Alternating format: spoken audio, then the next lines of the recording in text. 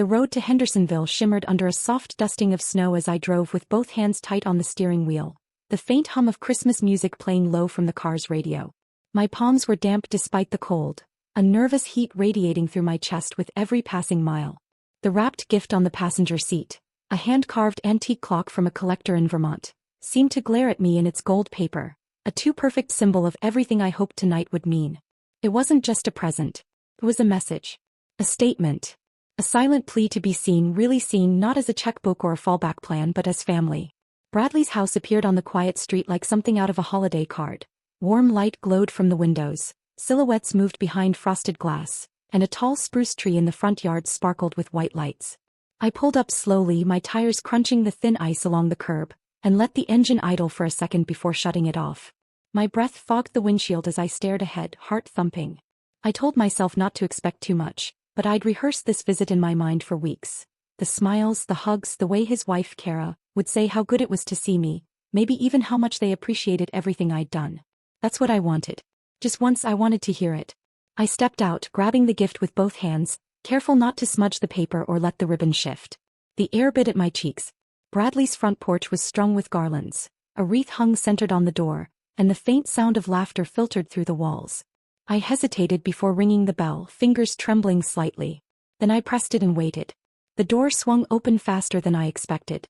Kara stood there in a forest green sweater, her hair pulled up in a neat bun, holding a wine glass in one hand.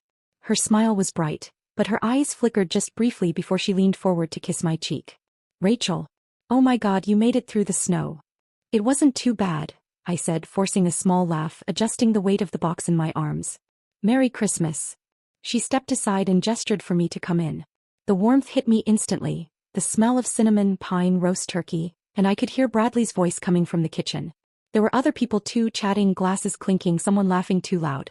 I spotted my nephew Connor sprawled on the couch with his phone, wearing a faded hoodie I recognized from a package I'd sent him last year. Bradley emerged with a dish towel slung over one shoulder, flour on his hands, his expression lighting up when he saw me.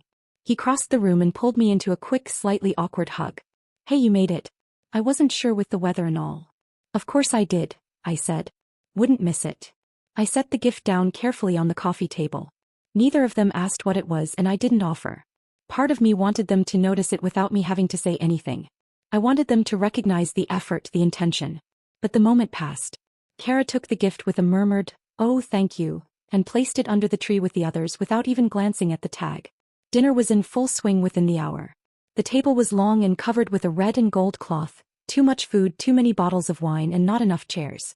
I ended up next to Connor, who barely looked up from his phone, and across from Kara's cousin whose name I kept forgetting. The conversation flowed around me like a river I couldn't quite step into.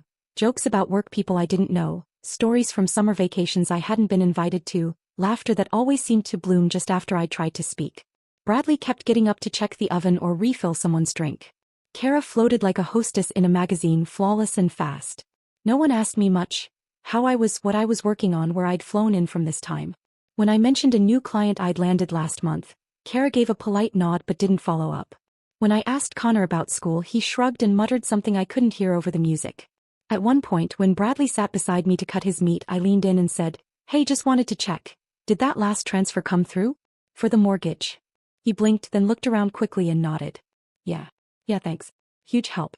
I meant to text. I smiled and looked down at my plate. That was it. I'd paid off his mortgage 6 weeks ago. Nearly $200,000. And that was the thank you. By dessert, I had retreated into silence. I watched Kara cut slices of pie, laughing with her sister. Bradley was pouring coffee, telling a story about college. No one noticed I hadn't touched my wine. No one noticed when I slipped into the hallway pretending to check my phone. I stood there near the coat rack looking at a framed family photo. The 4 of them at a beach I hadn't been invited to, the sun setting behind their perfect smiles. I reminded myself that I didn't do these things to be thanked. I reminded myself that family was about love, about doing the right thing. But the weight in my chest said otherwise. I had given so much. For years. Covered loans, offered advice, fixed things when they broke, flown across the country for birthdays and graduations. And yet tonight I felt like a guest in someone else's life. Useful, yes, even appreciated in a shallow, passing way, but never fully in. Later, when the night had wound down and people were gathered around the fireplace, Bradley handed out the gifts. Mine was still under the tree, untouched. I watched as everyone unwrapped theirs, paper flying, laughter bubbling. When he finally passed mine to Kara to open, she smiled and unwrapped it slowly. "Oh," she said, holding up the antique clock. "This is beautiful." There was a pause. "I think it'll look great in the guest room," she added. "The guest room?" I nodded, lips pressed together. "I'm glad you like it." No one asked where it came from. No one asked what it meant. That night, I lay in the guest room, staring at the ceiling, listening to the wind brush against the window. The house was still, the warmth fading from the walls, and my heart felt heavy in my chest. I had come hoping to be seen as more than what I could offer, more than my usefulness. But maybe that's all I had ever been to them. Maybe in this house full of warmth and family and light, I would always remain just outside the frame. The room buzzed with the warm blur of voices, silverware clinking softly against plates as dessert was cleared and glasses were refilled with wine too sweet for my taste. I sat still, my hands folded tightly in my lap beneath the table, the scent of cinnamon and roasted pecans lingering in the air.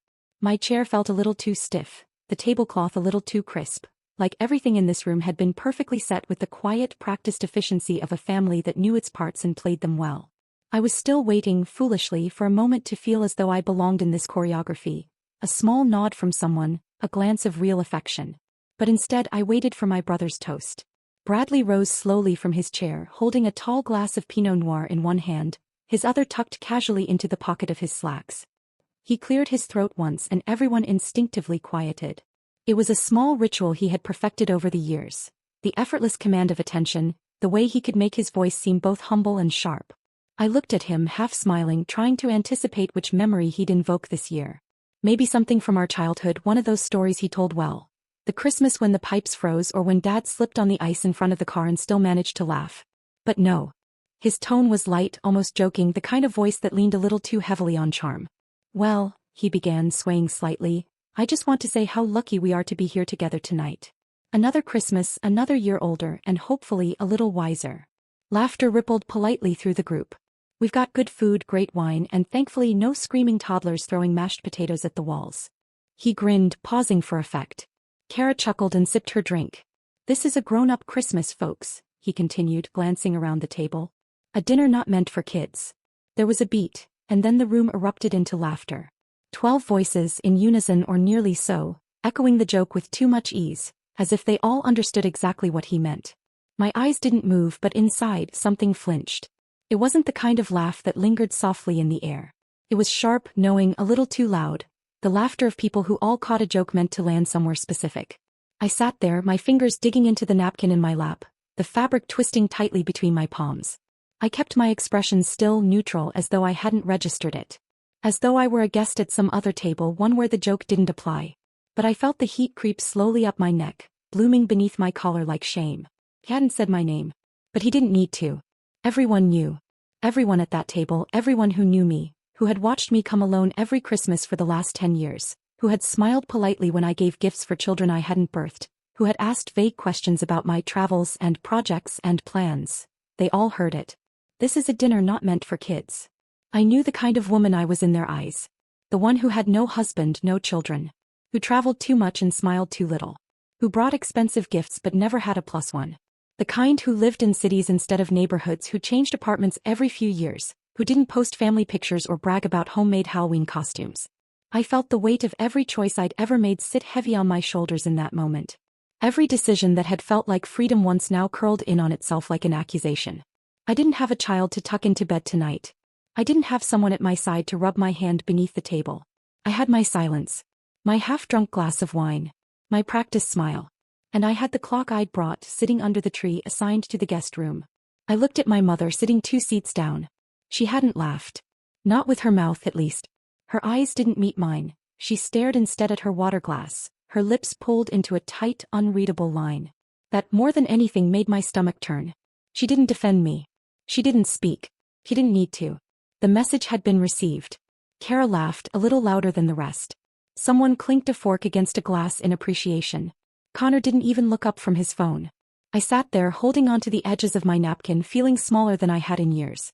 Smaller than I'd felt in that house since I was 16, watching Bradley get the bigger slice of cake, the louder praise, the stronger hug. I realized then that there was something permanent in their perception of me, as though I had missed a step somewhere long ago and could never catch up.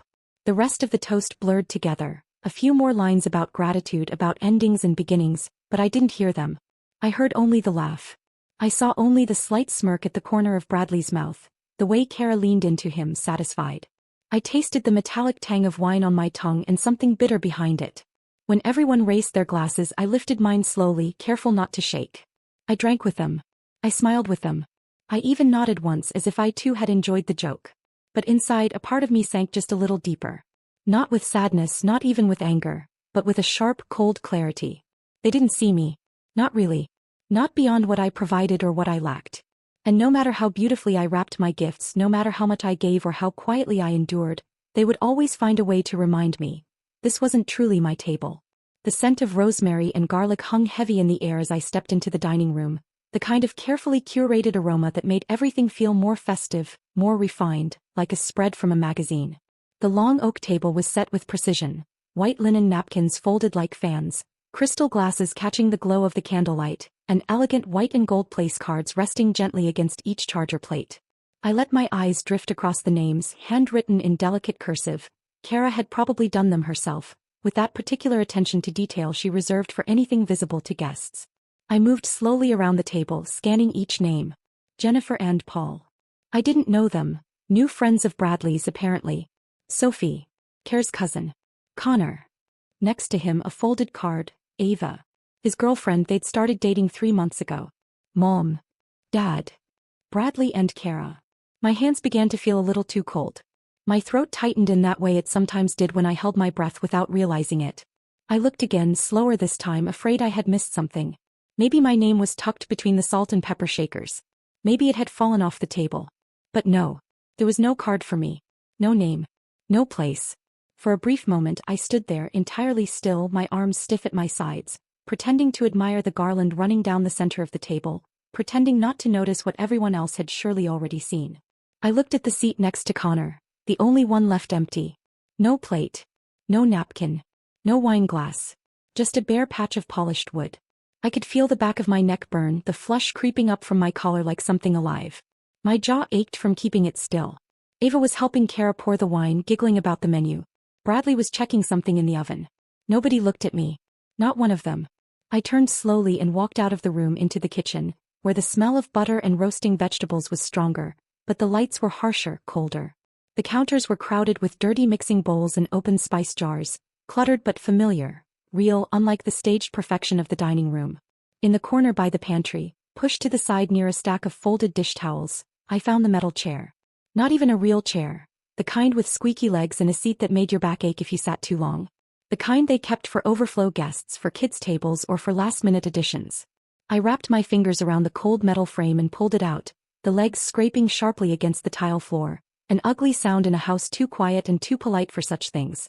I walked back into the dining room with it in my grip, my fingers digging into the metal so hard they turned white. Nobody offered to help. Nobody asked if I needed anything. I dragged the chair to the end of the table and slid it into the empty space, tucking it in like it belonged, though it clearly didn't. I reached for a napkin from the buffet, grabbed an extra plate and placed them quietly in front of me, arranging them with a strange sort of precision, like I could force my way into the scene if I just made the setting match the others. So I didn't have a card. I sat down on the cold chair, the metal creaking beneath me, and folded my hands in my lap. Around me the others settled into their seats, conversations rising and falling in soft waves. Plates were passed. Glasses clinked. I smiled when someone glanced in my direction, but the muscles in my face ached from the effort. It wasn't just that they had forgotten. It was that they hadn't planned for me at all. There had been days of preparation for this evening. Days of ordering, cleaning, writing names on cards, placing forks just so. And in all of that time, my name had not crossed anyone's mind as someone who needed a place. Not one place. Not one thought. I stared down at the table, at the glinting cutlery, at the thick red ribbon wound delicately around the centerpiece, at the wine I had paid for, the one I had shipped in from Sonoma as a favor to Bradley because he didn't have time to organize it. I recognized the chargers too. I'd ordered them last month after Kara sent me the Pinterest board with her vision for the evening. Even the candles, the tall white tapers with gold bases, I had chosen those. I had funded all of it. Every dish. Every bottle. Every strand of garland that twinkled in the corner. But they had not saved me a chair.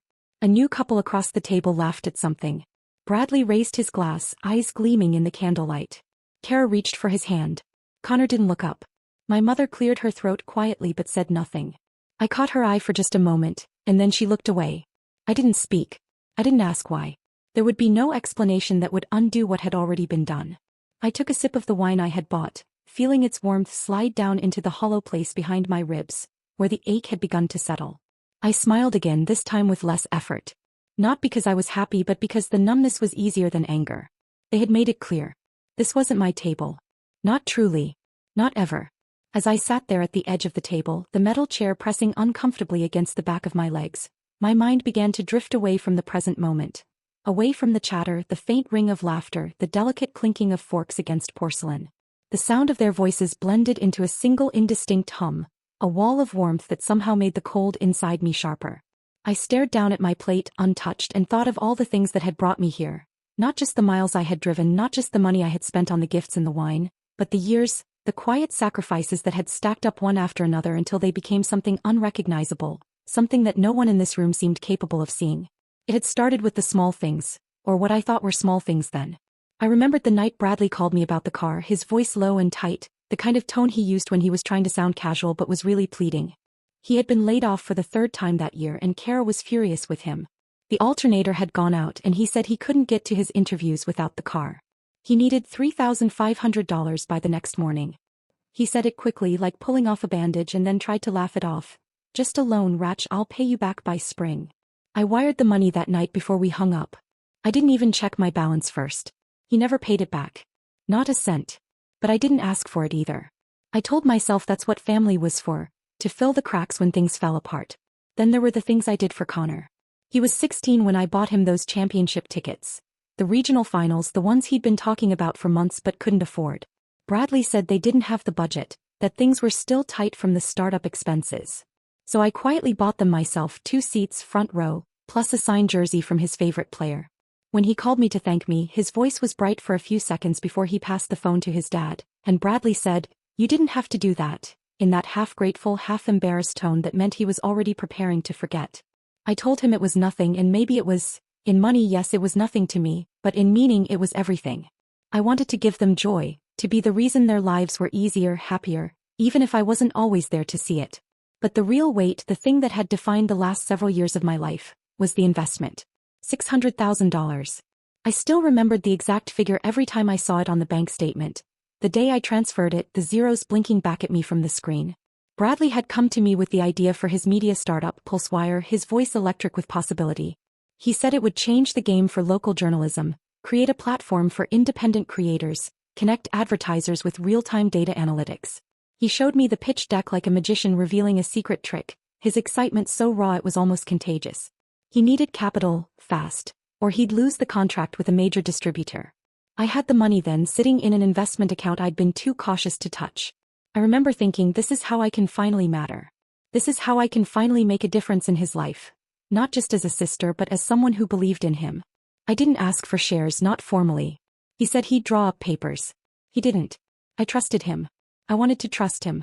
He called me his angel investor, laughing, and I told him to drop the angel part because I wasn't doing this for recognition. I thought my silence, my humility would mean something.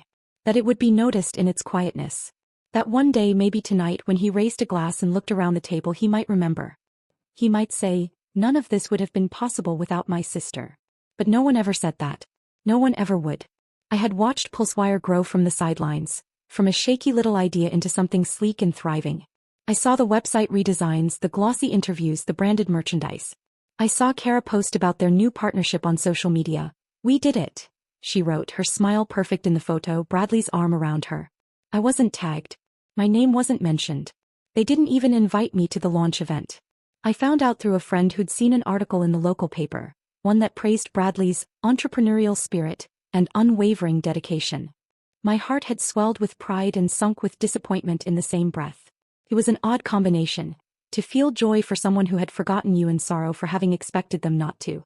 Now, sitting at this table listening to him tell a story about the early struggles of Pulsewire, as if he had built it from nothing but willpower and luck, I felt the hollowness of my own restraint. I had thought my quiet support was a kind of dignity. That staying in the background made me noble. That gratitude, when it came, would be pure and earned and unforced. But gratitude never came. What came instead was a silence that grew heavier every year. The kind of silence that doesn't come from forgetfulness but from convenience. It's easier, I think, to erase the people who make your life possible when they expect nothing in return. I took another sip of wine, feeling the weight of the glass in my hand, the faint tremor in my fingers. Around me, the table gleamed with the things I had paid for. The decorations, the food, the laughter that cost me far more than I could ever admit. I looked at Bradley, at the way he gestured when he spoke, his wedding ring flashing in the candlelight, his voice confident and unshaken. I tried to remember the boy he once was. The one who used to follow me around the yard, the one who used to beg me to read him stories at night when the power went out. Somewhere between those nights and this one, something had shifted. Maybe it was my fault for letting it. I thought of all those zeros again. The money, the time, the patience, and realized that for all I had given I had made myself invisible. And invisibility, once earned, is almost impossible to unlearn. Bradley stood again at the head of the table, lifting his wine glass with the same smooth ease he'd always had when commanding a room, his tone already slipping into that careful balance between casual and rehearsed. The laughter had quieted, the clatter of forks slowed, and all eyes turned to him, eager, expectant. I didn't look directly at him. I stared instead at the edge of my plate, at a smear of cranberry sauce, at the wax dripping down the candle holder, anything but his face. I knew what was coming, or rather I knew what wouldn't come. He began with charm, thanking everyone for being there, for making this Christmas special. He gestured broadly to Kara, seated beside him, then turned toward a blonde woman across the table. "Melissa," he said, smiling warmly, "thank you for being the calm in the storm this past year, for keeping me sane and grounded, especially when Pulsewire was pulling me in 100 directions. You've been incredible." Melissa's cheeks flushed and someone across from her let out a soft, "Ah." He turned again, raising his glass slightly in the direction of his teenage son. "Tyler, buddy, I know I don't say it enough, but I'm proud of you. Watching you grow into the person you're becoming, smart, curious, annoyingly tall, it means everything." There was a light round of laughter, mostly polite. Then Bradley's gaze drifted to the other end of the table. "And of course, Courtney, my sounding board, my late-night strategist and unofficial co-founder. This year would have been chaos without you." Courtney, a former classmate of his turned social media manager, beamed and waved her wine glass with a flourish. The table erupted into scattered applause. He paused, taking a breath, eyes scanning the room with mock suspense, like he was about to deliver a punchline. And now, the big news. Silence settled in. Everyone leaned forward, forks suspended in midair. I wasn't going to say anything just yet, but, what the hell, it's Christmas. He grinned. As of this week, Pulsewire has officially signed a $500,000 investment deal with Stratagem Capital. The room broke open. Applause, cheers, someone gasped. Kara clapped her hands together with delight. Courtney let out a little shriek. Glasses were raised. Someone stood up halfway to toast. Bradley, ever modest, held out his hands as if to say, "Calm down," but he was glowing. "It's been a long road," he continued. "A lot of long nights, a lot of pitching, repitching, building decks, making calls, chasing meetings that went nowhere. But I believed in this. I fought for it. And finally, it's paying off." My hands were cold again, motionless on my lap. I didn't clap. I didn't move. I just looked at him, my brother, talking about fighting for it. About building something. About belief. And I felt a quietness begin to hum in my ears, a kind of numb roar, not loud but total. The kind of sound you hear when you're drowning just beneath the surface and everyone else is still talking above the water. No mention of me. Not my name. Not a passing nod. Not even the sanitized version, a generous early backer, or, we had some help from family along the way. Nothing. He had rewritten the story in front of everyone. And I was no longer part of it. I thought of that first wire transfer, $250,000 in one hit. I remembered the moment my finger hovered over the confirm button, how I had hesitated for only a second before pressing it. And then later the second transfer, $150,000, to cover the expanded office lease and marketing team. And the third, $200,000, when they nearly lost the distribution partner because they couldn't meet minimum content benchmarks. I hadn't hesitated after that. I had done what I thought family did. I had stepped in quietly without condition. I remembered every invoice I had covered, every legal consultation I had arranged, every call I'd taken on his behalf with a connection from my own network. Professionals who never would have given him 5 minutes if I hadn't vouched for him first. And I remembered the way I had deliberately stayed out of the spotlight. The way I had told him time and time again, "It's your company. Your voice should be front and center." I had thought that stepping back was an act of grace. That leaving space for him to shine would be rewarded with appreciation, even if it was only in private. But now, in front of a room full of clapping strangers, I saw what my silence had earned me. Erasure. He smiled and sat down again, basking in their admiration, clinking glasses with Melissa, squeezing Tyler's shoulder. He didn't even glance in my direction. The applause continued for another few seconds before tapering off into new conversations. Kara leaned toward Courtney, already discussing what the next announcement would look like. Probably a press release, maybe a photo shoot. No one noticed I hadn't touched my wine. No one noticed the way I was staring through the candlelight, not at the people around me but at the space where something inside me had begun to detach. It wasn't rage. It wasn't grief. It was something colder, quieter. A final understanding. I had not just been left out of a toast. I had been written out of the story. The story I had built. The one I had funded. The one I had believed in before anyone else did. And now, as the room filled with light and laughter and the celebration of a man who had just reinvented himself into a lone hero, I sat there at the edge of it all. Invisible, erased, and finally uncomfortably awake. After the applause died down and the room settled back into its low hum of conversation and clinking glasses, I felt something in my stomach shift. Not hunger, not fullness, but that tight, airless twist of something more primal, like a quiet dread.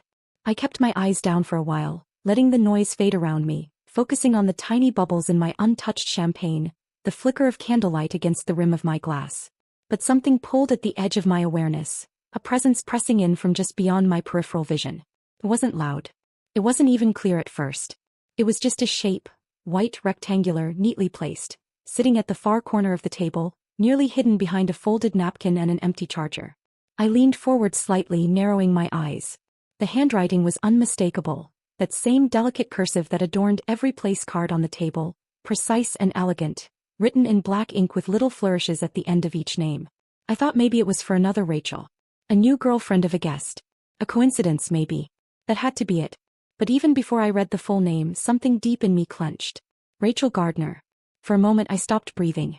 My pulse thudded in my ears, hot and rhythmic, like a drum muffled under water. The sight of those letters, not just my first name but that old, heavy surname, made my vision blur at the edges. I hadn't used that name in 9 years. Not since the courthouse. Not since I'd signed the final papers and walked out with a manila envelope clutched to my chest like a wound I couldn't bandage. It wasn't just a name I'd discarded. It was a name that had once belonged to a version of me who didn't believe she had the right to leave, or the right to be anything outside someone else's expectations. And now it sat here in black ink as if it still had a claim on me. I reached out slowly and picked up the card. My fingers trembled slightly as I turned it over, as if some part of me still hoped it might reveal a different truth on the back. A joke, a mistake, an apology. But it was blank.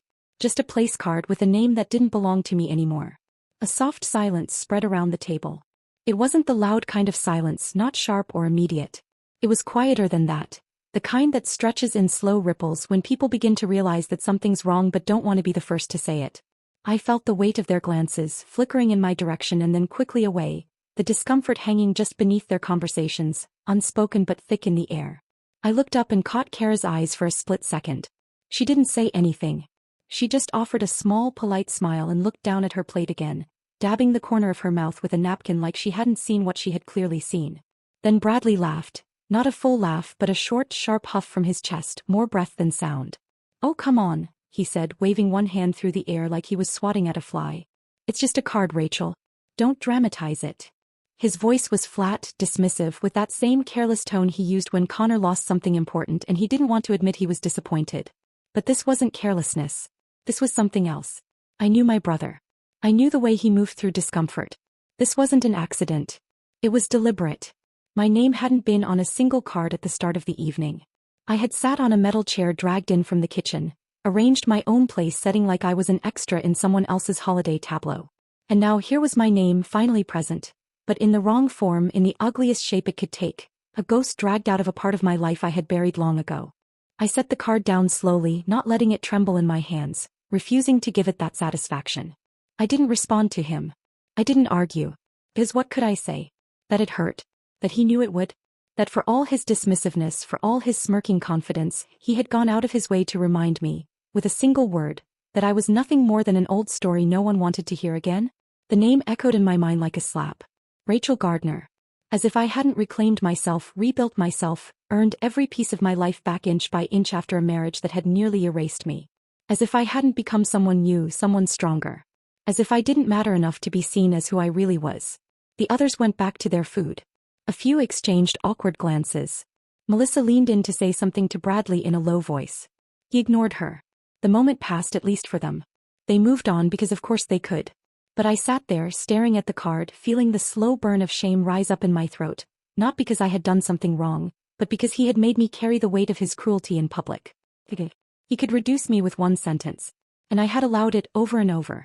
I had let him chip away at me with sarcasm dressed as humor, with omissions disguised as forgetfulness, with these small, precise humiliations that no one else dared call by name. And tonight, with the name that no longer belonged to me, he had made it final. It wasn't a mistake. And I wasn't imagining it. It was the last, smallest cut. The kind that goes the deepest because it proves everything that came before it wasn't in my head. It was real. All of it.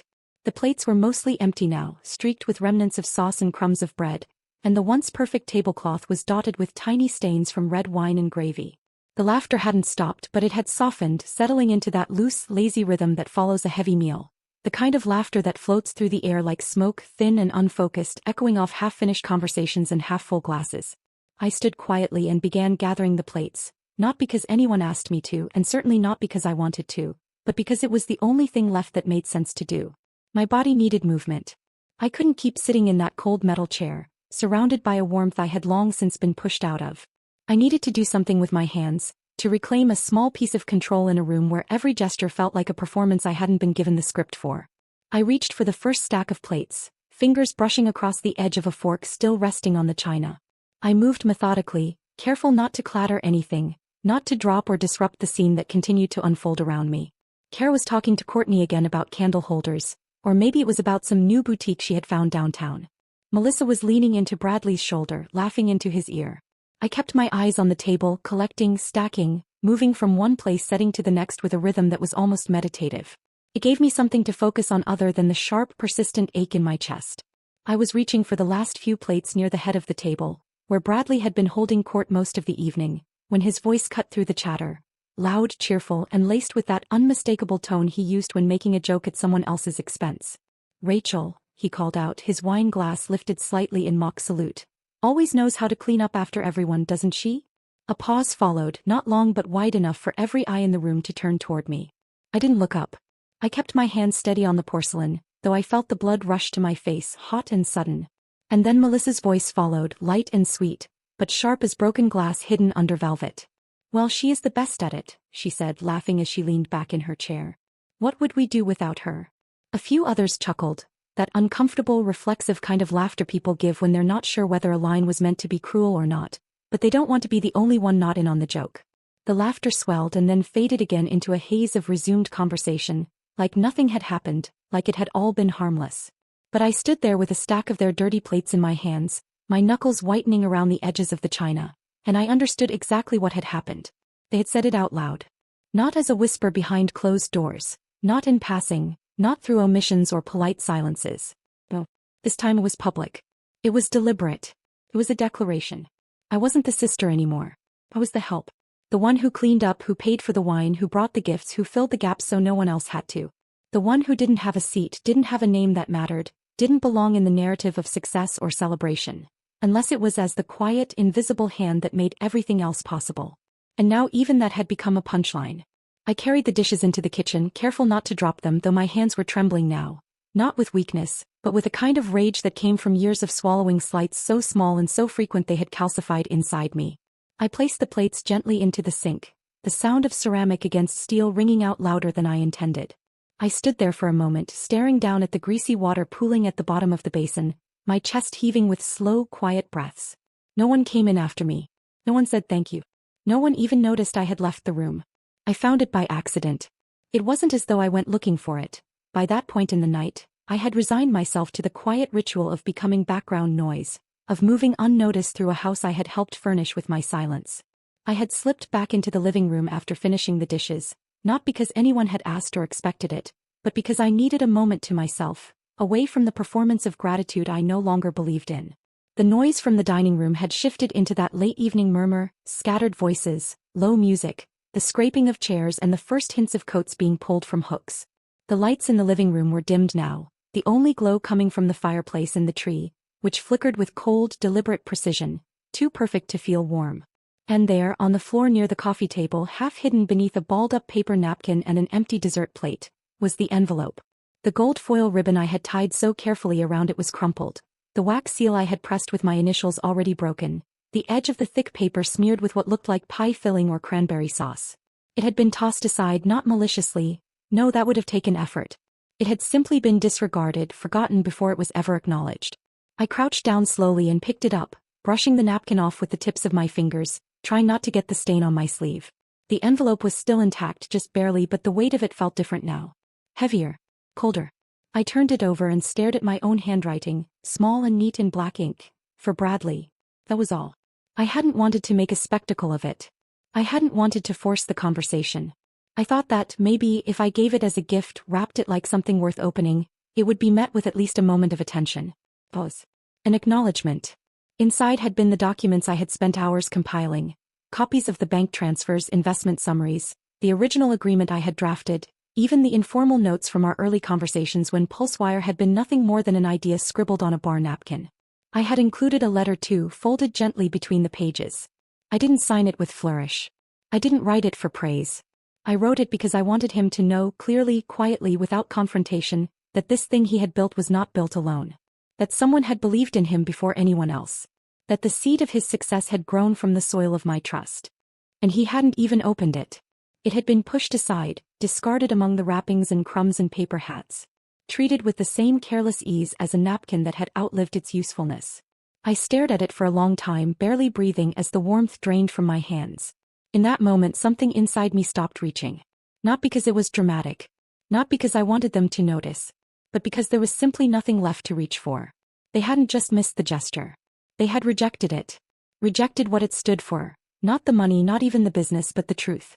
The truth that I had been the one holding the foundation together while they built their fantasy of independence and self-made glory.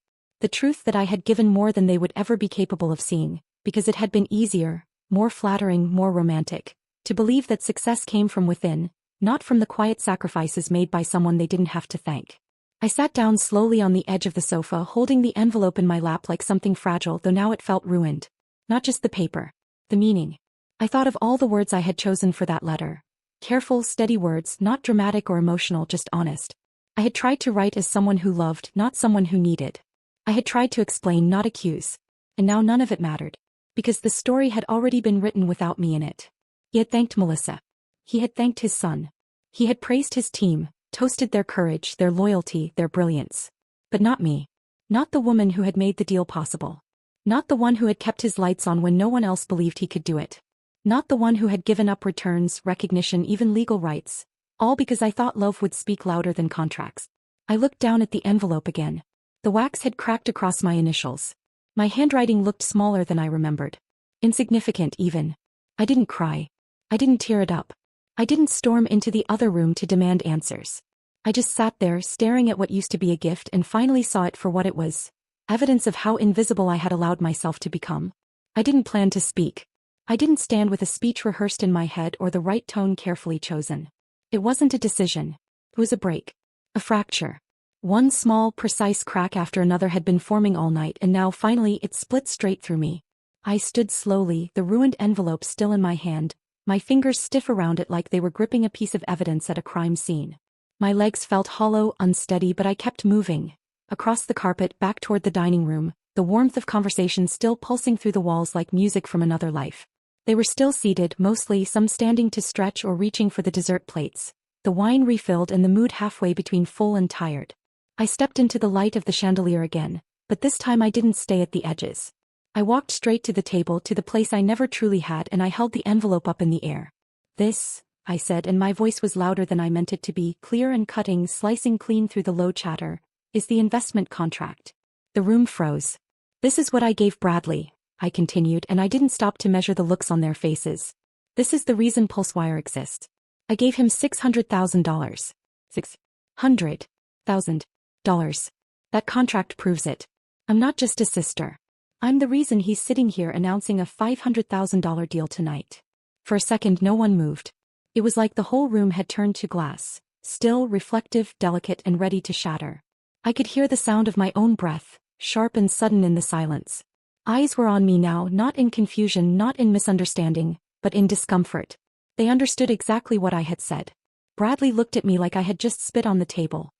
His face flushed, jaw tense, eyes narrowing just slightly before he leaned back and exhaled sharply through his nose, a dry, humorless sound. "Rachel," he said in that tone he always used when he wanted to remind me I was being emotional, irrational, inconvenient. "Don't do this. Don't make a scene." A few heads turned toward him, startled by the coldness in his voice. But it was Melissa who laughed. Not a loud laugh, not a belly laugh, but that kind of disbelieving scoff people let out when they don't want to deal with something true. "You," she said, smirking, not even pretending to hide it. "You're an investor now? Oh, come on. Don't make me laugh." I looked at her, at the perfect way she leaned into her chair with a glass of wine in hand, the sparkle on her wrist, the calm superiority of someone who had been allowed to believe that comfort was something she'd earned. And I realized in that moment that they all believed it, all of them. That I had never truly existed in their version of this family as a full person. I was support. I was background. I was the one who filled in the gaps and stayed quiet while they took up space. "I wired him the money," I said, and now my voice wasn't shaking. It was calm. "Stone. I saved his company. I paid for the office, the branding, the launch. Every win you've toasted tonight, every dollar of that new deal, started with my money. But none of you noticed. None of you even opened the envelope I left." I held it up again as if to prove it existed, even though I already knew they didn't care. Not really. The truth wasn't what they wanted. It was the illusion. The story where Bradley was the hero. Where his rise was all determination and hard work. Not family money quietly delivered at just the right moment. He didn't deny it. That was the part that cut deepest. He didn't stand up. Didn't say I was lying. He just sat there, lips pressed into a thin line, letting the weight of the moment pass over him like wind. Melissa reached for his hand, still smiling. "Well," she said softly, "you should have asked for a receipt." A few people at the table looked away. Kara suddenly needed to refill her water. Courtney fixed her hair. No one spoke. No one stood up. No one said thank you. No one said sorry. I lowered the envelope slowly and looked around one last time. Not a single face met mine without flinching. Not even my mother's. Not even Connor's. And that's when I understood it wasn't that they hadn't seen what I did. It was that they didn't want to see it. Because if they did, if they acknowledged the truth, they would have to rewrite everything they believed about the people they loved. And that was never going to happen. I walked out the back door without saying a word. The cold air hit my skin like glass, sharp and clean, and for the first time that evening I could breathe. The noise of the house dulled behind me, voices muffled by the walls, laughter thinning into distance. The backyard was dark except for the quiet flicker of light coming from the brick fireplace at the far end of the patio, where Kara had lit decorative flames hours earlier, more for mood than heat. The sky was black above me, no stars, just the faint outline of trees and the smell of smoke clinging to the air. I walked to the fireplace with the envelope still in my hand, the edges of it now creased, the wax seal broken and stained, but the contents still intact. Every bank transfer, every note, every document that proved I had built the foundation they stood on. I held it for a moment, just standing there in the silence, letting the cold settle into my bones. There was nothing left to say. Nothing left to give. My heart wasn't racing anymore. My hands weren't trembling. What I felt now wasn't rage or grief. It was clarity. Absolute quiet clarity. I crouched down beside the fireplace, pulled one of the iron pokers aside, and fed the envelope into the base of the flame. The paper caught immediately, curling at the edges, blackening fast. The fire welcomed it. I watched it burn, watched the corners glow and disintegrate, watched my handwriting disappear beneath heat and ash. The documents turned to fragments in seconds. All the proof, the numbers, the lines of trust, gone in orange and white and smoke. I didn't look away. I watched until the last page collapsed inward and vanished. Then I stood up, pulled my phone from my coat pocket and opened the secure email draft I had written earlier in the evening, before the toast, before the card, before the final insult. The message was short and precise. I had crafted every line with care and legality. A formal notice to Stratagem Capital that I, Rachel Bennett, original investor and primary financial backer of Pulsewire Media Incorporated, was officially revoking my financial support and authorizing immediate suspension of all pending funding agreements linked to my capital contribution. I attached the legal authorization already signed with account statements that proved the original transfers. I hit send.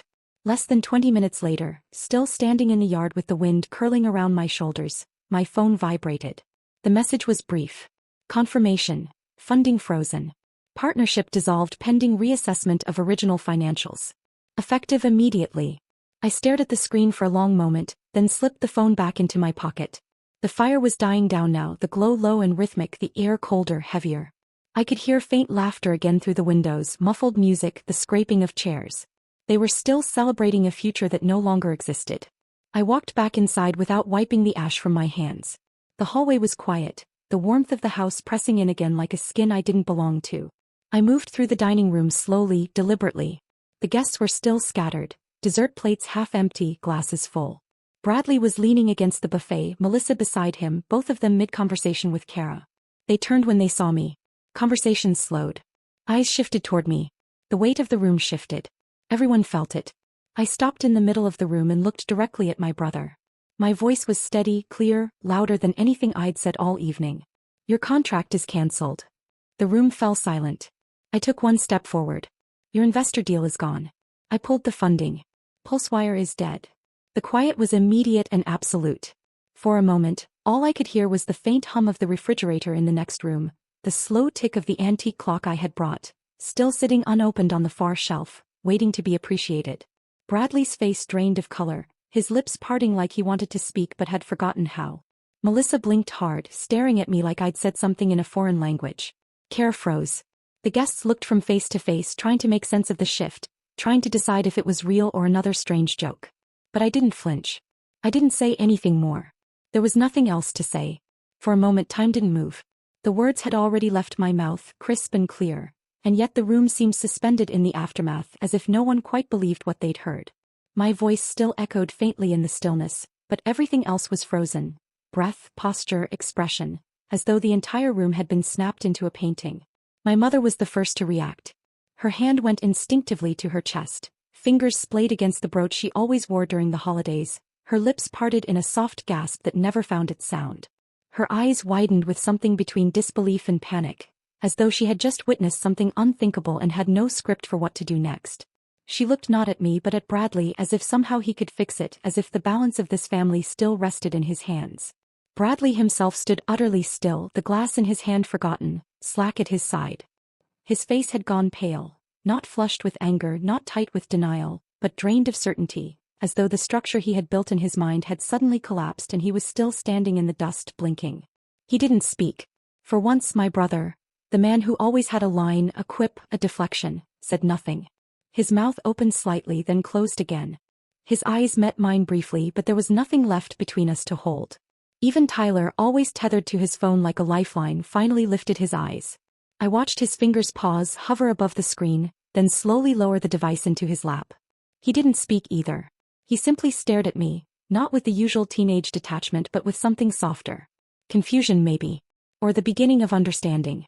For the first time all evening he saw me not as the woman who sent him gifts or paid for his tournaments, but as a person. Whole, standing, undeniable. Melissa opened her mouth but no words came. Her smirk was gone. Her face held only disbelief, the kind of confusion that comes not from a misstep, but from realizing you were never holding the reins at all.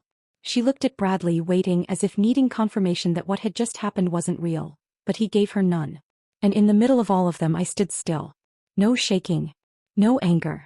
No triumph. Just stillness. Like something had finally settled inside me. Like the weight I'd been carrying, the years of silence, the quiet sacrifices, the unspoken expectation that I would always give and never ask, had finally dropped away. I wasn't floating. I wasn't broken. I was solid. And for the first time in that house I was standing on my own ground. I turned without saying anything else. I didn't need to. Their silence was enough. Louder than any apology, more revealing than any protest. I walked through the hallway I had walked 100 times before, past the framed family photos that had always felt like curated myths, past the coat rack where mine still hung like a visitor's. I took it down, wrapped it over my shoulders slowly, slipped my shoes back on at the edge of the rug. I didn't look back. As I opened the front door, the air outside was cold again, but this time it felt right. Not biting, not punishing. Just clean. I stepped into it without hesitation, letting it fill my lungs as I closed the door quietly behind me. And in that moment I felt it, not victory, not vengeance. Something quieter. Something truer. I was no longer a wallet. No longer the extra chair dragged in from the kitchen. No longer the placeholder for gratitude that never came. I was myself. And I was free. A few weeks passed in what seemed like silence. But it was the kind of silence that hums with tension, like the moment before a storm. I hadn't been keeping track on purpose, but the news reached me anyway. Through feeds, short letters, between the lines, hints from people who knew but didn't ask. At first it looked like a delay. Then like technical difficulties. Later, like serious financial adjustments. But I had known the truth long before any of them.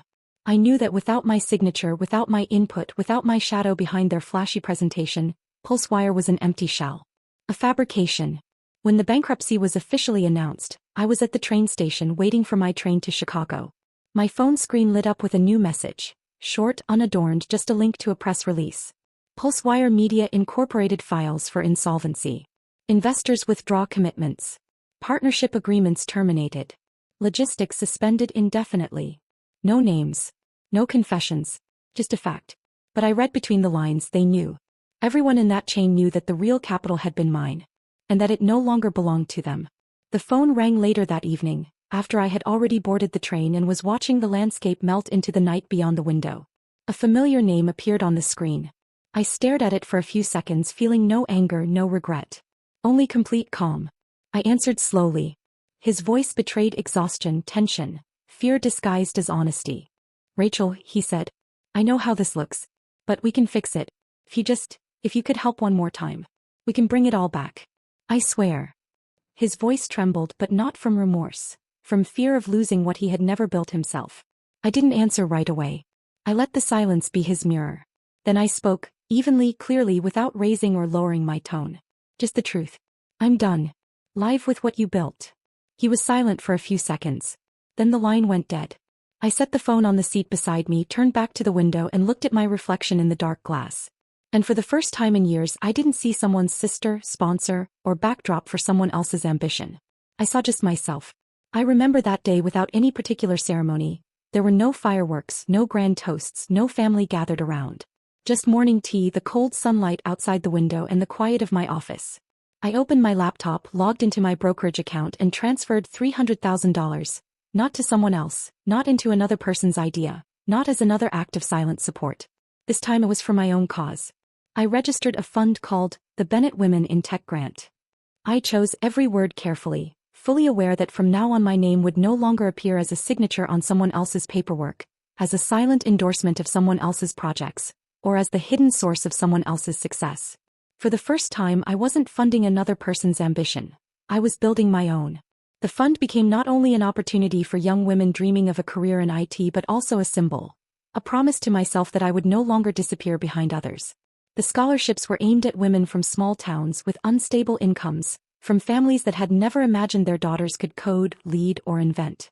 I wanted them to have the chance I never had when I was searching for my own voice. It took me a long time to decide whether to include my name openly in the title. The habit of being silent support was so deeply ingrained that even now, within my own project, I could feel old shadows pulling me back. But in the end, I kept it, Bennett. Not for the family. For myself. It was my name. My choice. My path. At the same time, I started learning programming. Not because I wanted a complete career change, but because I wanted to learn for myself. I had spent years teaching others, supporting others, funding other people's beginnings. Now I was immersing myself in a language I had never touched before. JavaScript, Python, databases, function logic. Each finished chapter, each failed run of code didn't bring frustration but joy. The joy of discovery that didn't depend on anyone's approval. I joined a women's tech community. We met online every week. Cameras on, faces open, no pressure, no roles, no comparisons. There was no younger sister, no sponsor, no backup plan. I was simply Rachel who was learning. Rachel who asked questions. Rachel who wasn't afraid not to know. I bought a small space in a neighborhood I'd never imagined living in. No stained glass windows, no designer furniture, but a work desk, shelves of books, and a whiteboard already filled with the names of the first scholarship recipients. Every month I read their motivation letters. Each line filled with a dream to create something that had never existed before. And every time I read them, I felt it deeply. This was mine. This was me. Not the background. Not the function. A person. I no longer cared what my mother might say. I didn't check whether my brother would write. I no longer carried the hope of being seen by those who had taught me to stay silent. My life no longer depended on someone else's applause. My life at last belonged to me. I don't answer calls anymore. Not because I want to prove something, not out of pride or resentment. Simply because there's no need to. Those voices, those numbers that once triggered anxiety, duty, that instinctive I should help, they now stay unanswered on the screen. When the phone buzzes and I see a familiar name, my mother, my brother, Melissa, their friends, I place it face down. My time no longer belongs to them. They write. Not all of them and not right away. At first came the subtle reproaches wrapped in phrases like, "We're just worried," or, "How could you do this to your family?" Then the messages grew sharper: "Selfish, ungrateful, you've got it easy." I read them without emotion. Words thrown out of spite couldn't reach me anymore. I knew their source, not pain but fear. Fear of losing control, losing access. For the first time in my life, they no longer had a key to me. Only one message made me pause a few seconds longer. Sean, my cousin on my father's side whom I hadn't seen in years. He wrote simply, "I know what happened, and I understand. If you ever want to talk, I'm here. If not, I'm proud of you anyway." I sat in my chair, coffee cup in hand, and smiled. Not because of the words themselves, but because they came without demand, without weight, without expectation. Just support, light as a breath. For the first time, someone in the family wanted nothing in return. I didn't reply right away, and maybe I never will. But I saved that message. Not as a burden, but as a reminder that family can be something other than pain. Just not in the circle I once called home. My life now belongs to me. I no longer wake up anxious about who needs something paid for, who can't manage again, who'll say, "You always come through." I have my own schedule. My own projects. A desk covered with new scholarship applications. A machine learning course I'm taking. Meetings with other women who, like me, are building their futures from scratch. Honestly, through uncertainty but without fear. Sometimes I think about that house. Not with pain but with distance. Like a museum I once lived in but that no longer reflects who I am. The habits, the shadows, the duties I've shed like old skin are still there. They can go on as they wish. They no longer need me because I'm no longer convenient. I won't go back. Not because I hate them, but because I've chosen differently. I've chosen myself. And that is my greatest achievement. I am no longer an ATM with a heart. I am a woman who has reclaimed her name, her voice, and her path. And I walk it, calmly, confidently, alone.